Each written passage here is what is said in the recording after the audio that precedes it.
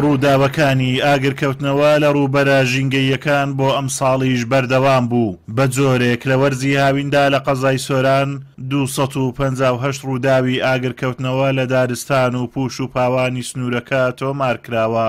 بەهۆیەوە زیاتر لە 3000 دۆنم پوش و پاوان و دارستان سوتاوە.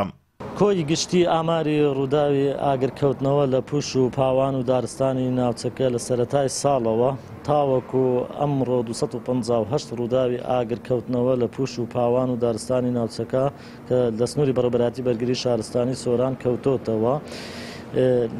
ئەگەر خەملاندنی لە بۆ بکەین بە نزیکراوەی نزیک زیاتر لە 3000 دۆنم لە پوش و پاوان سوتاوە. سەبارەت بە ڕووداوی خنکان بەداخەوە لە سەرەتای ساڵەوە تاوەکو ئێستا 5 کەس لە ڕووبارەکانی سنووری بەڕێوەبەراتی بەرگری شارستانی سۆران دووچاری خنکان هاتوون. ئاگرکەوتنەوە لە دارستانەکانی دەڤەری سۆران ئەم ساڵ بە ڕێژەیەکی بەرچاو زیادی کردووە و بەهۆیەوە زیانی زۆر بەردارستان و ناوچەکە گەیشتووە.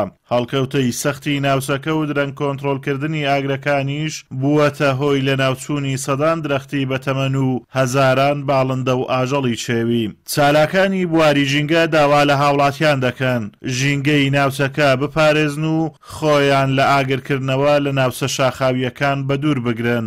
بەداخەوە ئەوەی بەدی دەکرێت لە هەرێمی کوردستان کەمتر وایە خەڵک ئەو ڕێنمایانە جێبەجێ بکە کە ئەبێتە هۆکاری پاراستنی ژینگە بە تایبەت ئەو خەڵکانێک کە ئەچن بۆ نێو شوێنە گەشتیاریەکان یاخود بۆ شاخەکان یاخود ئەو کەسانێک کە خاوەن مەڕ و ماڵاتن و هەروەها بۆ کاروبارەکانی تریش ئەچن. پێویستە ئەو کەسانە زیاتر پارێزگاری بکەن لە ژینگەی هەرێمی کوردستان، چونکە ژینگە وەک ئاو، وەک خۆراک، وەک هەموو شتەکانی تر ئەگەر بڵێن پێویسترە ئەوە بێگومان پێویستریشە. بۆیە ئێمە وەک ڕێکخراوەکانی کۆمەلگەی مەدەنی وەک چالاکوانان داوا لە هەموو لایەک دەکەین بە هاوکاری بەیەکەوە ڕێکخراوەکانی کۆمەلگەی مەدەنی خەڵک حکوومەتی هەرێم پێکەوە بتوانین ئەم ژینگەیە پارێزگاری لێ بکەین، چونکە بە سووتانی زیاتر و لە نێوچوونی زیاتری ژینگە دەبێتە هۆی ئەوەی ژینگەکەمان بنیاتی بڕوخێتن و ئەمەش کاریگەری خراپی دەبیتن لە مستەقبل هەم بۆ سەر هەرێمی کوردستان هەم بۆ سەردەڤەری سۆرانیش بە تایبەتی.